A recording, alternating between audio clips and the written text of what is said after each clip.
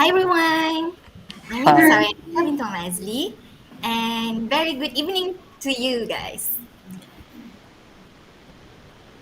Good evening to you too. Good evening, Sarah. What's your name? How about one or Ifa first? My name is Wanur Ifadiana binti Wan Muhammad Zulkifli. Um, Uh, Hi.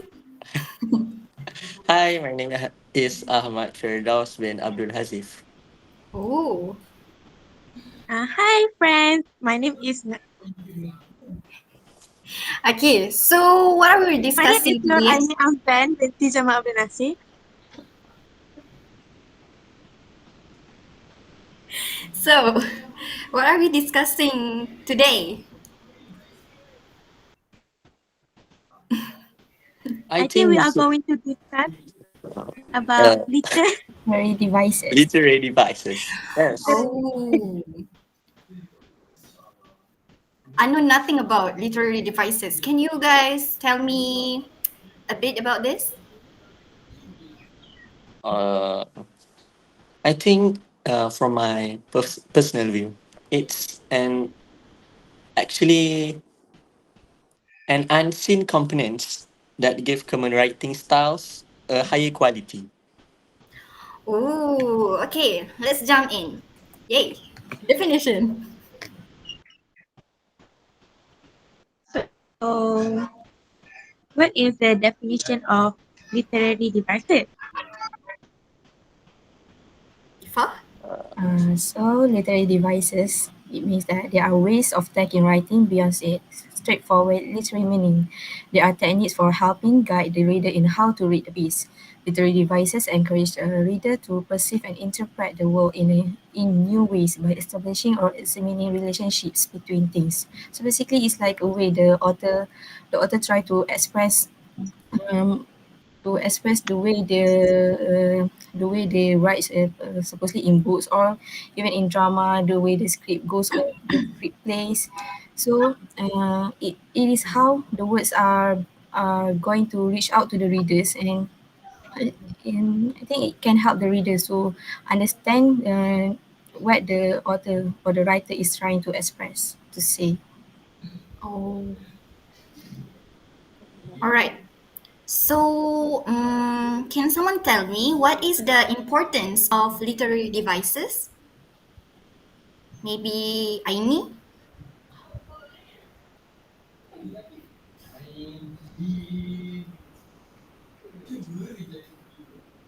I think can Firdaus help me?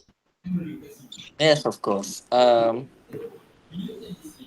Just like I said before, literary devices can are unseen components that give common writing styles a high quality. They captivate readers by adding depth, intricacy, and richness to language. With the help of these devices, writers can enhance their work, conjure up vivid images, and evoke strong emotions. Aini, do you want to add some more, or I just need to continue?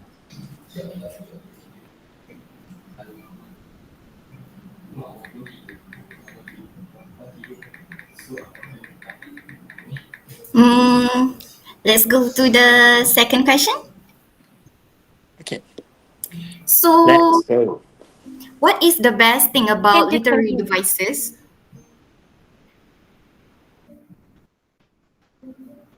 Can I answer this question? The best. That. What is the best thing about literary Oh, devices? can I try? Yeah, sure. Can I try answering this question? Okay, so what I think about literary devices is that the best thing about literary devices is that these terms or this topic are unseen components that give common writing styles a higher quality. They captivate readers by adding depth, intricacy, and richness to language. With the help of these devices, writers can enhance their work, conjure out vivid images, and evoke strong emotions. From the potent imagery of a skillfully constructed metaphor and the rhythm of repetition to the high To the high impact of exaggeration and the embodiment of symbolization. Oh, now I got it. So let's go with first imagery. So for the first type of literary devices is imagery. Imagery uses descriptive language well as they play to the reader's senses, providing them with sights, tastes, smells, sounds, internal and external feelings, and even internal emotion. It refers to the full spectrum of sensory experiences, including internal emotions and physical sensations. The sensory details in imagery bring words to life. Imagery beautifies and intensifies the poetic work.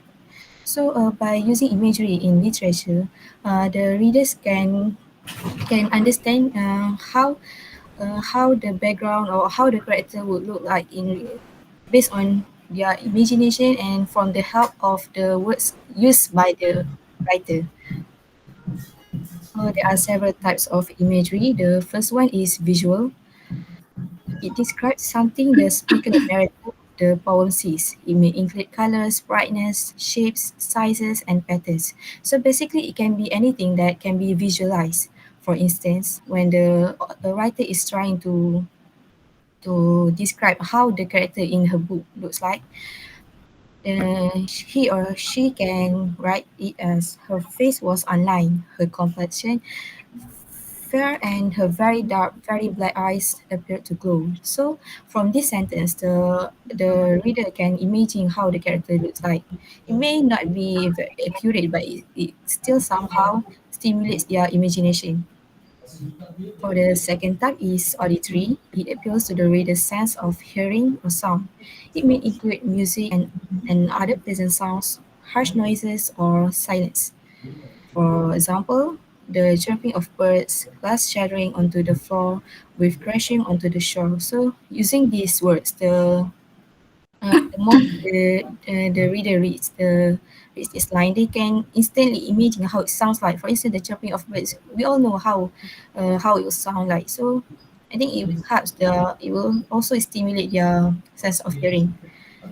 And the third one is gustatory. It appeals to the reader's sense of taste. It may include sweetness, sourness, saltiness, savoriness, or spiciness. For example, the juicy apple tastes tangy and sweet.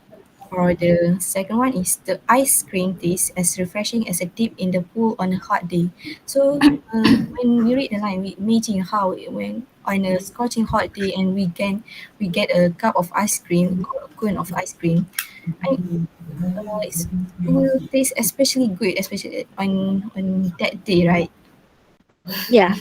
So yeah, the fourth one is tactile. It appeals to the reader's sense of touch. It may include the feel of temperatures, textures, and other physical sensations.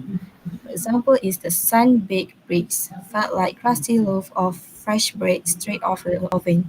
So here the writer is trying to show how hard the bricks are by comparing it to the fresh baked bread.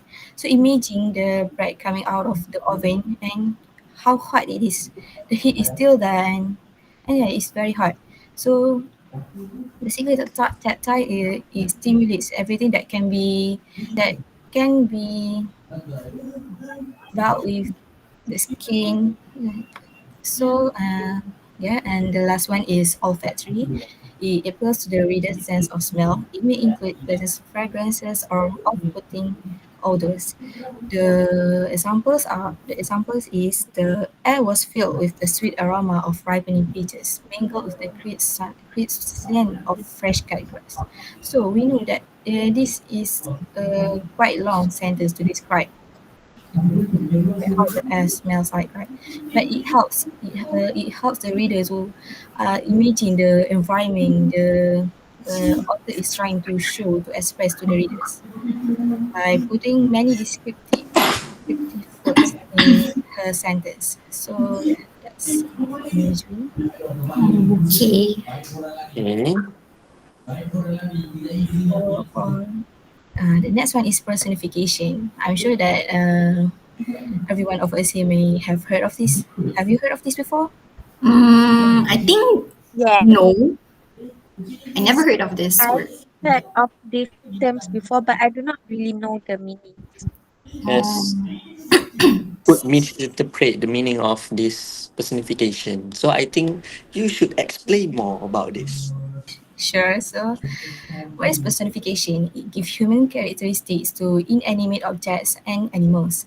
Personification stretches the boundaries of reality to make literature and poetry more vivid. We can input thoughts and emotions to a non-human or even non-living things. For example, the tree dances playfully in the rain. Second example is the wind whispered through the trees. We all know that. Is it possible for the tree to dance? No, it's not. It is no. human. It is a human attribute, but it is the writer use it on a tree. Uh, he or she says the tree is dancing. Although we know it is not possible, but in literature, it can be imagined as the tree moving around maybe in a windy day. So the author describes it as like just like the tree is dancing when it actually is not. And the wind whispered through the trees. Maybe in the forest where there's a strong wind on that day, and uh, it will make kind of sound when the wind touches the leaf on the trees. So the author try to describe the sound as if the wind is whispering through the trees. So that's personification. And the next literary device is metonymy. Here I Mm, here you can see how to pronounce it. The way to metonymy. pronounce it is metonymy. It is a Funny. figure of speech in which one word is substituted for another word that it is closely associated with. Metonymy can add deeper meaning or complexity to a simple word choice. So maybe you can understand better by the examples in the next slide. So the first one is the crown. The crown here, when we read uh, the word crown, or maybe we see the picture, we can usually relate it to the king or queen, or at least anything that relates to royalty, right? So so yeah, the crown usually refers to the king or queen, while next second is suits. It refers to people in business because suits usually give out the sense of authority or power or confidence or professional. So it is closely related to the business section. Yes. So we can see some examples of metonymy in a sentence. First one is the pen is mightier than the sword. The pen here refers to written words, while sword refers to military force. It doesn't mean as literally. It's not like the pen is mightier than the sword. The sword. What it tries to say is how words have more impacts than military force or physical force. And the next example is outlove to have a glass. Glass here refers to a glass of drinking water, not the literal meaning, not like the speaker is asking for the container, but he or she is asking for water to drink, right? So people usually just say it as I would love to have a glass, not saying out. Of course, you can be direct. I would love to have a fruit, a juice, or something like that. But here we can also use glass as a metonymy in the sentence. Oh, I understand. all right. Now I got it. You So now I will be explaining about symbolism. So the definition of symbolism uses objects, characters, or actions to represent abstract ideas, adding depth and layers of meaning to writing other than their literal sense.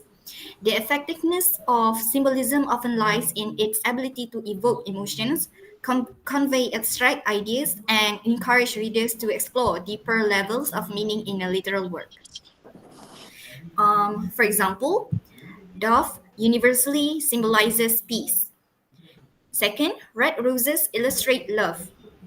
The third one is rain symbolizes sadness.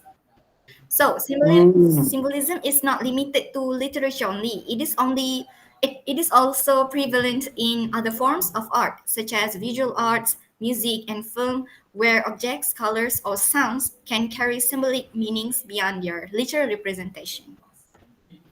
So here are a few keys of symbolism. So first, conveying abstract concepts.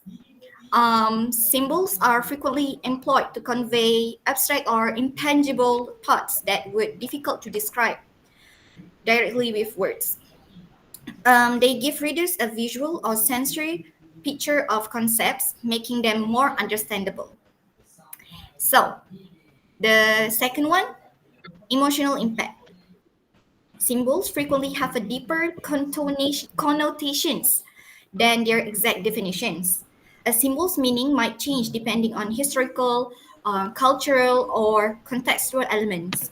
A symbol can have several meanings, which gives a story more depth and complexity. The third one is symbolic meaning. Symbol frequently, uh, wait, I think the one that I explained just now is symbolic meaning. It's Sorry. okay, Sarah. Okay, Okay, it's okay. Okay. The emotional impact is emotional impact is about symbols have the power to evoke emotions and create a more profound connections between the reader and the text. And when a symbol is effectively employed, it can resonate with readers on an emotional or subconscious level. Just like when you are reading a novel, for example, when you read some sentences that will make you feel like sad or make you feel like happy when you read it. So the last one is allegory. In some cases, an entire work can function as an allegory, where characters and events symbolize real world issues or abstract concepts. Allegories are powerful literary tools that allow writers to explore complex ideas and truths in a way that engages readers and encourages contemplation. They often endure across time and cultures due to their ability to convey universal themes and enduring human experiences. So I have like three questions to ask you guys. So what are these symbols? Can Aini tell me what is the first symbol? I think the first symbol is T, right? Yeah. Can you explain a bit? I think this always key often symbolize success or opportunity or an unlocking hidden knowledge. Oh.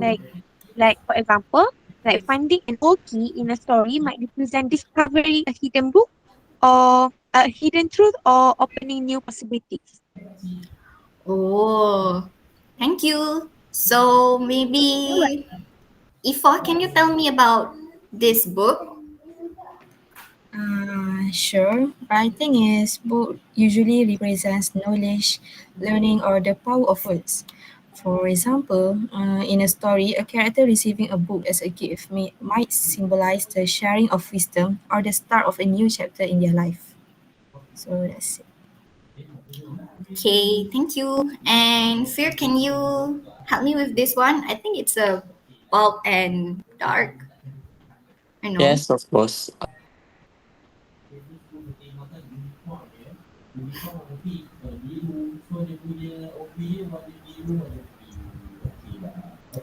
So can you tell me what is this about?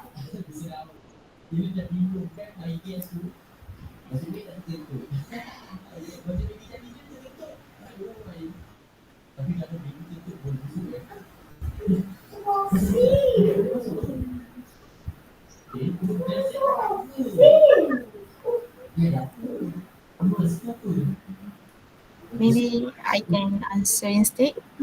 Ah, sure. So I think what the image here is trying to show is the light and darkness. So Mm. maybe as far as I know, light is often associated with knowledge, goodness or clarity, while darkness can represent ignorance, evil, or mystery. For example, a character entering a dark room might symbolize facing the unknown or overcoming fears. So, Thank you, Fa. Now I got it. Okay. So, I'm sorry, guys. I have a line connection before. I'm sorry. it's okay. So, what is this? Snake doshe? What is this?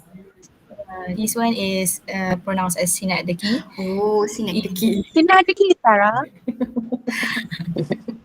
So, synecdoche refers to a specific part of something that is used to refer to the whole thing. It also works in the reverse direction by substituting the whole thing for a part. For examples, here you can see the first one is a set of wheels. It means here a car because as we know, wheels is a part of car. So here it shows how a part of the word is representing the whole thing. Do you get it? Yeah. Yeah. Yes. Okay, so for the second one, the second example is I went out with my friends. So here it means that it refers to certain individuals only. I mean, we can have many friends from our neighborhood, from our middle school, high school, and yes, so like we have many friends. But when what the writer here is trying to say is he or she went out with some of their friends, but they just said it is they just mention it as friends. I mean, they refer to only certain individuals. Mm. So I Mm. get it. so here it means that uh, words in it is substituting the whole thing for a part. You understand? Like we know French. Like it is a very I mean a very big. You can cover so many Mm. part, but here it only refers to a part of it, a part of the group of friends. I got it. So for the third example is boots on the ground. Boots here refers to an army of soldiers marching. Because boots is usually associated with soldiers. It is part of their uniform. So it is Yeah. synecdoche. Mm. So here I would like to explain the differences between synecdoche and metonymy because I've read that some might confuse between both of these literary devices. So synecdoche actually means it takes an element of a word or phrase and uses it to refer to the whole of or vice versa. Meanwhile, metonymy replaces the word or phrase entirely with a related term that is not literally a part of it. For example, here, wheels is a synecdoche for car because the word wheels is part of a car. I mean, without wheels, the car is incomplete, right? Mm. So yeah, wheels is part of a car. As for metonymy, for example, here let's take my new ride out. Ride is an example of Sorry, metonymy sorry. for cars. Okay, because the word right here is not part of a car. It is related or associated to a car, but not an actual element of a car. But when we heard the word right, for instance, let's take my right. Usually means that the speaker is inviting you to join her maybe in her or his car. It actually can be any other type of transportation as well. It can be motorcycle or but a car is just an example of it can also be motorcycle, but it actually means to show a transportation. Mm. So that's the difference. Okay. Thank you, Fa. What is this? Metaphor? Metaphor. Metaphor. Metaphor. So, I'm sorry. Metaphor. Yes. Okay. Okay, so I'm going to explain about metaphor. So what is metaphor? I don't know. Metaphor. So Hmm. metaphor is a figure of speech in which a word or phrase illustrates one kind of object or action is used in place or another to suggest a likeness or analogy between them. It is metaphor is a in a simple words, metaphor is a figure of speech that is used to make a comparison, but in a way different from a simile. This metaphor makes Okay. comparison as it is was literally true. It can be said that metaphor is an implied comparison. So when we use metaphor, we make a leap beyond rational comparison to an identification or function of two objects, resulting in a new entity that has characteristics of both. So metaphor is the fundamental language of poetry, although it is common of on all levels and in all kind of language. Lots of common words we use every day were originally vivid images, although they exist now as that metaphors whose originally aptness has been lost. So the usage of metaphor is very poetic, as some of the poets use them in their poems. So next, so here are some kind of metaphor that is being used. First one is your peach. The peach is a phrase that is being equated. This is being equated with a peach, which the suggestion being that the person that is referred as a peach is pleasing or delightful, in a way that a peach is pleasing and delightful. You know, as we eat, when we eat peach, we feel like we are so happy because of the taste, the sweetness, and the sourness, and it makes us delight, right? So that's what it means by you are a peach. You make me delightful. Oh, I can try to use this after this, maybe. Yeah. Later, maybe you can say that to me. Oh, you're a peach. Okay, then the other word is daisy. Fun fact that daisy comes from an old English word meaning day's eye. The ray light appearance that of the daisy of you can see the shadow, a bit of the shadow in the uh in the what we call that Pulse? In the flower, Benja? Oh, okay. yeah. Okay. It, the ray light appearance of the daisy, which opens and closes in the morning and closes at night.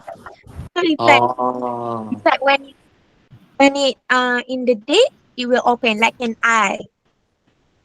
So that's Oh. what we call daisy. But nowadays we call it daisy. Do you I understand? Oh. Yeah, yeah. And the next one is there are many example of metaphors, but we can elaborate that after this. Then the next one is oxymoron. Oxymoron is a self-contradicting group of words, as in Shakespeare's line from Romeo and Juliet. In simple words, oxymoron is like a paradox, which means a statement or argument that seems to be contradictory or to go against common sense, but that is yet perhaps still true. So, in my understanding, oxymoron is less bit like a paradox that which means a statement that seems against to go against the common sense. For example, less is more. What is less is more? Less is less, but more is more. But they use them in a same sentence and make it make sense, even though if we think rationally, more makes sense, right? Less is more. It's like we have little, but it is more, right? So the next one is Broadway rock musical, and the last one is Bleeding Heart Conservancy. It does not make sense in our rational thinking, but the beauty of the language uses is, is what makes this term unique. Okay.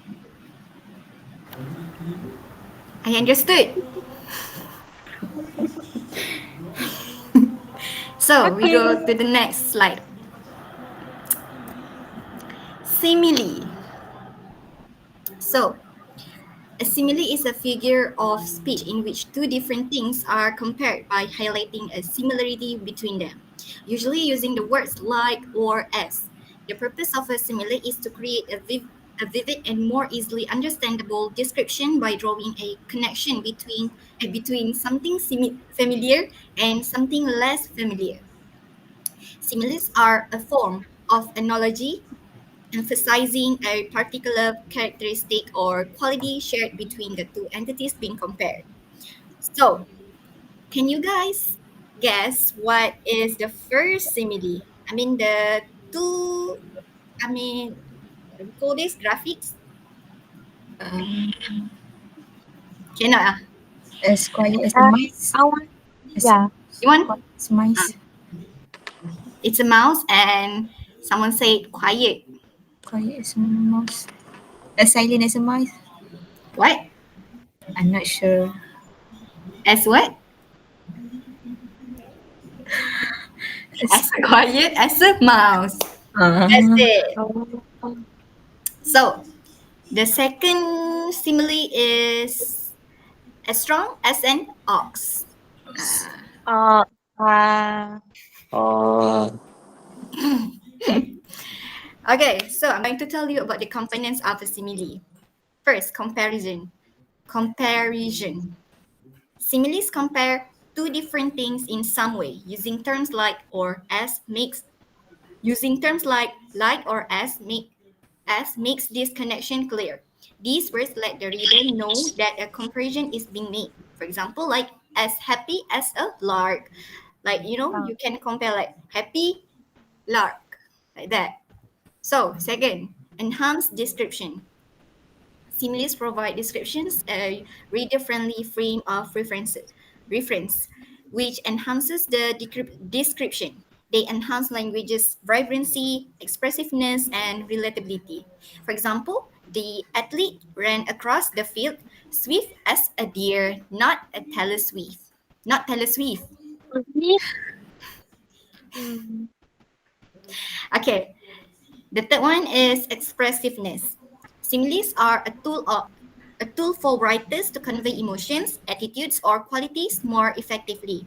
They allow for a more imaginative and nuanced representation of concepts. For example, cold as ice. It's to describe emotional distance. And then the fourth one, comparison words, like used to make a direct comparison between two things. Example, cute like a doll. Okay, as. As used to plainly state the comparison and it's frequently picked for its rhythmic quality. Example, hot as flame. You guys understood? yes. yes.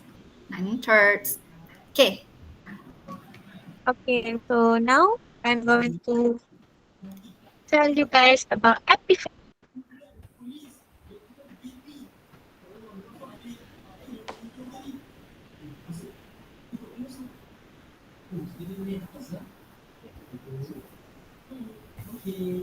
So, Mm-hmm. Eh, back again. Okay. However, epiphany may also mean an appearance or manifestation, especially of a divine being. So, epiphany is like what we manifest. It's like a usage of words that we want to use it as I manifest it, like we manifest it. For example, the example of epiphany in sentence is like from the Malcolm Gladwell, New Yorker, 12 May 2008. Invention has its own algorithm. Genius, obsession, serendipity, and epiphany in some unknowable combination. So epiphany is like just a word that means that a manifestation of something. So next, okay, so flashback. So what is the meaning of flashback? So flashback is a short part of a film story or plot or play that goes back to events in the past. For example, the novel began with a flashback to the hero's experiences in war. For as we all know, some writers for novels, they often use like flashback to tell the readers about the backstory the s- of the plot of the characters, right? So they often use flashback to recall it from the past time. And second is a sudden, clear memory of past event or time, usually one that was bad. It's like I kept having flashback of her lying there. So the person that was saying that is re- is is remembering what had happened there, where In the he or her past. friends or her acquaintances lying there before. Understood. Yeah. So this is one from the Taylor Swift lyric. Flashback when you met me, your backpack and my habit. Oh my Is that god. reminiscing the good times? Wow. Good example. Yeah, alright. Okay, so Are you done with flashback? yes, I have done. All right. So next is anaphora. Anaphora is a rhetorical device in which a word or phrase is repeated at the start of subsequent clauses, sentences, or phrases. It is employed to emphasize a message, establish rhythm, and increase memorability. In written and spoken language, anaphora is frequently used in speeches, poetry, literature, and everyday conversation. So here we have key features of anaphora. We have like one, two, three, four, five. Okay, first one is repetition. The primary characteristic of anaphora is the intentional repetition of a word or phrase at the beginning of consecutive clauses or sentences. Next, emphasis. Anaphora is used to place emphasis on a specific idea or theme by repeating keywords or phrases, making them stand out and resonate with their audience. Third, rhythm and flow. The repetition of the same initial words creates a rhythmic pattern in the text, contributing to the overall flow and coherence of the writing or speech. And the fourth one is persuasion. In persuasive writing or speeches, anaphora can be employed to build a compelling argument or to evoke emotional responses from the audience. And the last one is impact. Anaphora is a powerful rhetorical device that can enhance the impact of a message by reinforcing a central idea, creating a sense of unity, and capturing the audience's attention. That's it. Do you guys understand? Uh, Thank you, Sarah. it, Yes, we understand. yes, Okay. understood. This is the example, but I'm not going to, like tell you can you rate this. Charles Dickens' A Tale of Two Cities, and titled Hope Rises. This one is a poem. Okay, you can see. Look, Hope Rises. It just repeated word. Hope rises, hope rises, hope rises, hope rises. Understood? Yes. Okay. Yes. Is this mine? Oh, alliteration. So, alliteration is a device characterized by the repetition of the initial consonant sounds in a sequence of words or phrases within close proximity. It is often used for rhythmic and how to pronounce it, effect, adding musicality to language and creating a memorable and engaging quality in the text. So we have three key features of alliteration. First, repetition. Repetition, the repetition of the same initial consonant sound in neighboring or closely connected words. Okay, the next one is sound emphasis. Alliteration is used to draw attention to specific words or phrases, in fact, emphasizing, emphasizing their significance in the text. The last one is rhythm. Alliteration contributes to the rhythm and flow of a piece of writing, creating a pleasing and harmonious effect. For example, ah, I think you guys know, like these examples. Shells by the seashore. So, Love yourself by the seashore. Wins his So in this classic example, Finally, S the sound is repeated it's at the your beginning of several words, creating an alliterative pattern. Same with the second example. So another example, we have poetic line. Silent as the moonlight, the shadows slip away. Look, as the shadows, as sleep. Book title: Harry Potter and the Philosopher's Stone. I know, but let's go with the next one. Okay, Assonance. so my part. Okay. Assonance. Assonance is a literary device that involves the repetition of vowel sounds in the nearby words. It is used to create a musical or rhythmic effect in a piece of writing, adding a sense of harmony and unity to the language. Unlike rhyme, which involves the repetition of both vowel and consonant sounds at the end of the word, assonance focuses specifically on vowel sounds. So, there are four ways in assonance is used in writing. So, the first one is rhythm, and the second one is emphasis, emphasize, emphasis, and the third one is mood, and the fourth one is poetic phrase. So, it maybe it is a bit confusing what is assonance. You don't really understand. So, what I can say is that assonance is like they end, they have is some it is poems and they end the last word with a vowel. So it rhymes. Every stanza it rhymes. For example, I can give one example like from a song to create a rhyme. That is, you know the song Hey Soul Sister? I'm sorry. Hey Soul Sister. Hey Soul Sister.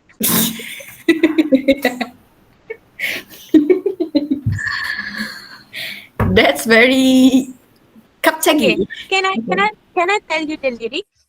Yes. Yes. Okay, Maybe so you can sing. I wait, I can tell you the lyric first, then I can ask you to sing it. Okay. Okay. okay. Okay, so the lyric goes like, Hey, soul sister, I don't wanna miss a Oh. single thing you do tonight. Like, hey, soul sister, it's like Huh? and I don't wanna miss a like Oh. that. Oh. Yeah, like Get it. that. Can you try? And is there anybody want to volunteer? Thank you so much. Okay, thank you. Okay, next. So next one. Oh, irony. Irony. Sorry, salah. I thought you say irony. It's irony. Irony. Irony. How? Irony. Irony?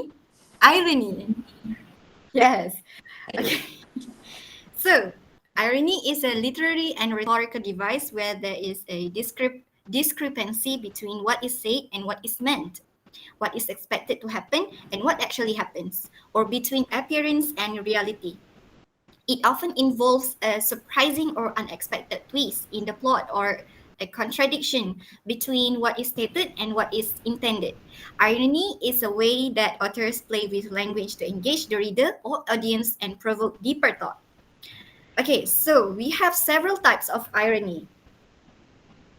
Let me see. Okay. The first one is verbal irony. This occurs when a speaker says something but means the opposite. It is often sarcastic in nature. For example, if it's raining heavily and someone comments, "What a beautiful day." Ah. Or maybe when What a the funny venue joke. is a bit this and people say, "What a venue." Like that. Mm. Okay. The second one, Oh. dramatic I irony. understand. You I think see? Firdaus knows. Okay, dramatic irony. This happens when the audience is aware of something that the characters in the story are not. This creates tension or humor.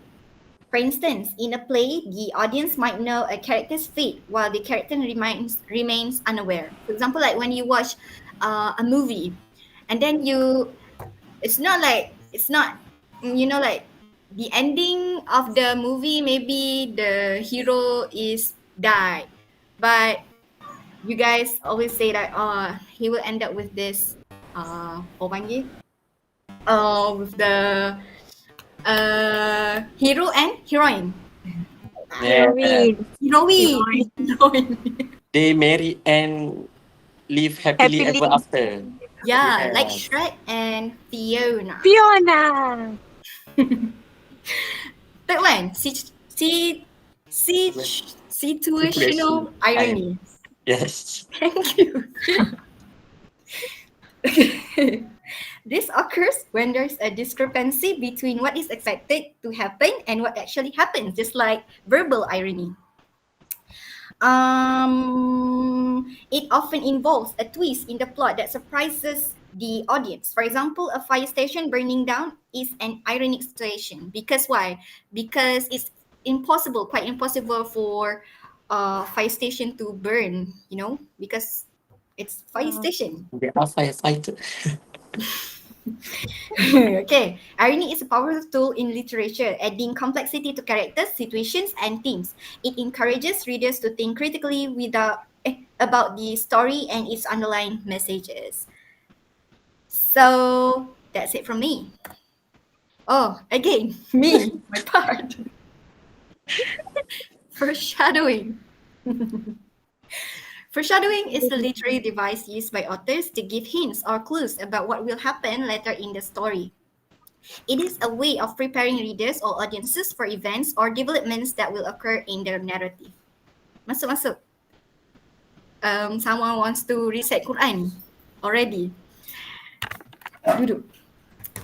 By introducing subtle details, imagery, or symbols early on, authors create anticipation and build tension, making the eventual revelation or outcome more impactful. Another simple definition, foreshadowing is a technique in a literature where hints or clues are given about future events in the story. This provides suspense and keeps the reader interested in what may happen next. So basically, foreshadowing is hint. So various form foreshadowing takes. First, dialogue. Okay, dialogue. Characters may make statements or have conversation that allude to future events. Second one, symbolism. Objects, images, or symbols with deeper meanings may be introduced early in the story. Third, imagery. Descriptions of settings or events may subtly hint at what is to come.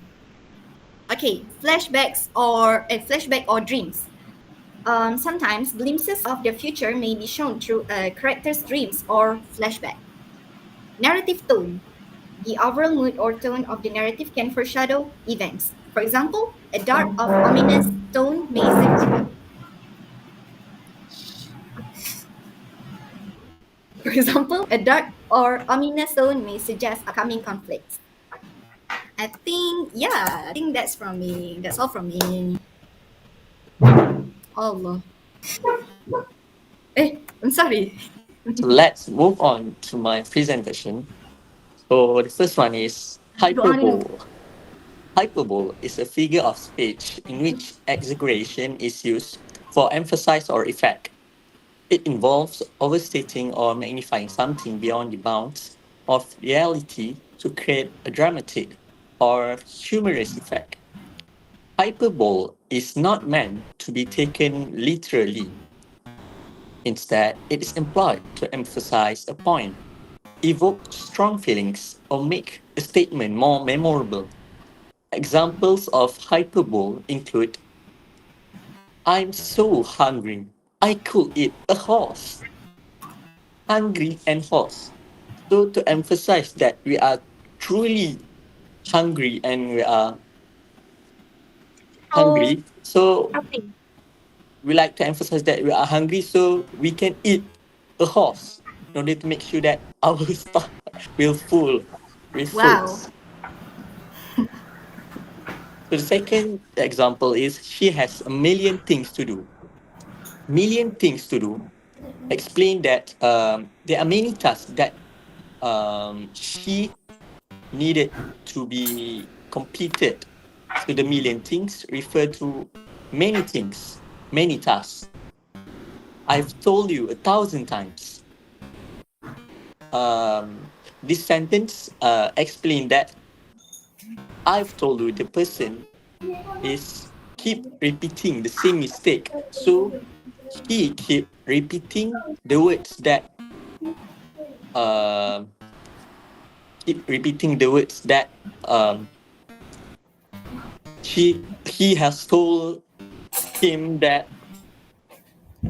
Got it. is keep repeating. Okay, so let's Oh. yes, okay. Second one,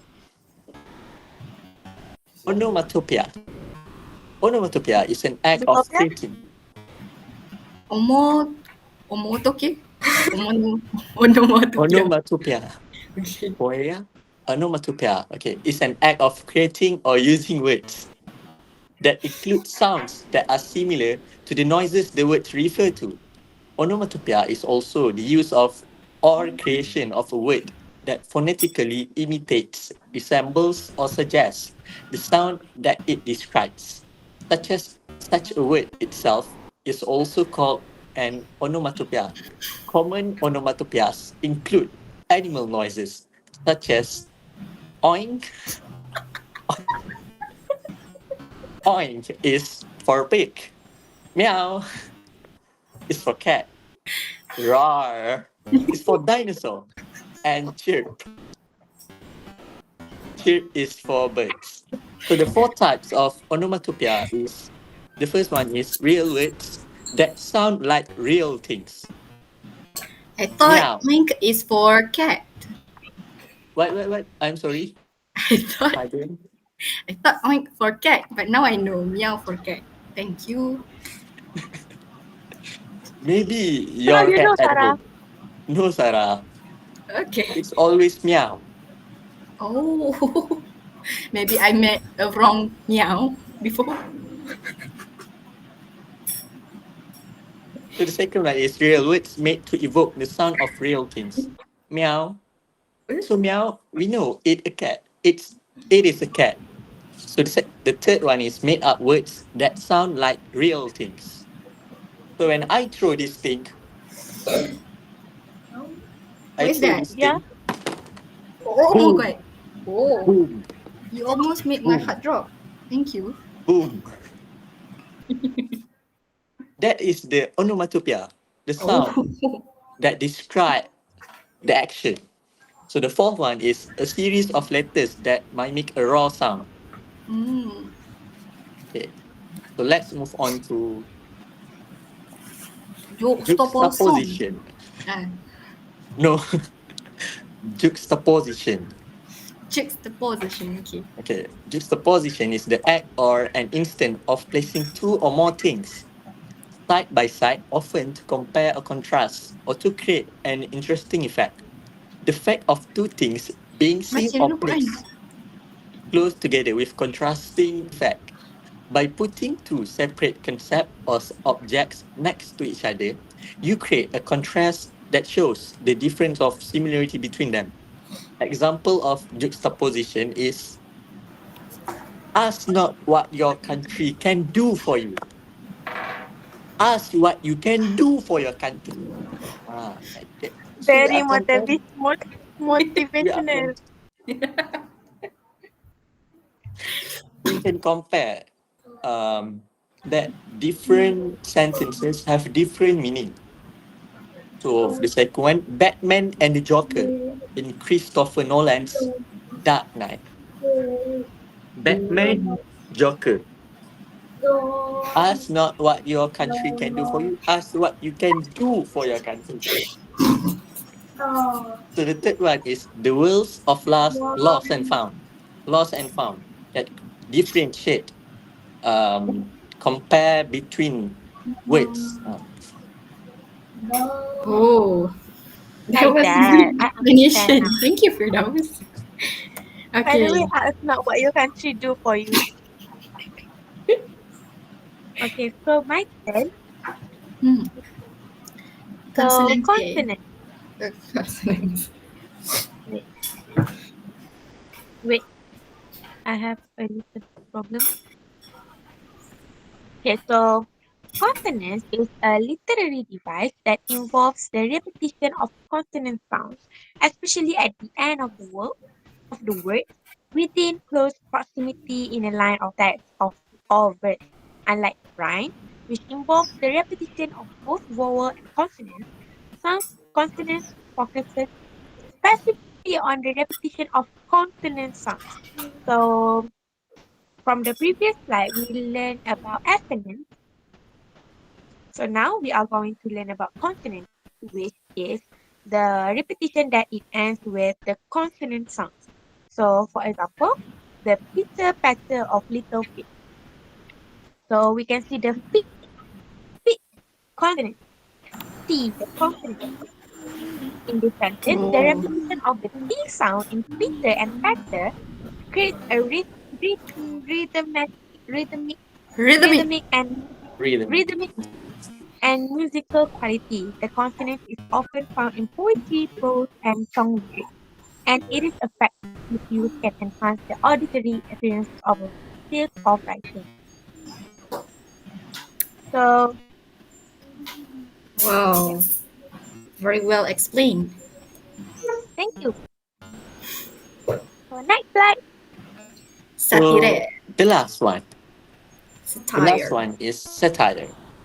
Satire is a literary device that uses humor, irony, exaggeration, or ridicule to expose and criticize people's stupidity or vices, particularly in the context of contemporary politics and other topical issues.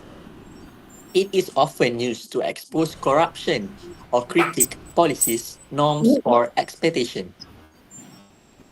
So, the examples of satire in Britain, the TV show Spitting Image is a puppet show that uses satire to discuss current events. The puppets are of people such as members of the royal family and those in political power. The show has massive success in its first release and is now back with a new up-to-date version. So the second one, the New Yorker New Yorker. often Yes, Yorker often uses satire as a way to target current affairs and issues in a humorous way while delivering the more serious message that is intended. So, usually, satire is we use the image to mock or to criticize the stupidness action by someone. So, let's look at the images. So, in 1960s, when kids get a low mark, got fail in his exam, the parents School. will Cool. scold their son that why these grades are terrible. But nowadays, when their kids get a terrible mark, they will scold the teacher. So the images are created to make sure that we are mocking the stupidness action done by someone. So, should Yeah, it's we very, summarize very this literary device discussion? Oh, that's all for now. Oh, so thank I you, think everyone. we should Oh, summarize now this I thing. know all the literary devices. Thank you guys. Thank you, guys. Thank you.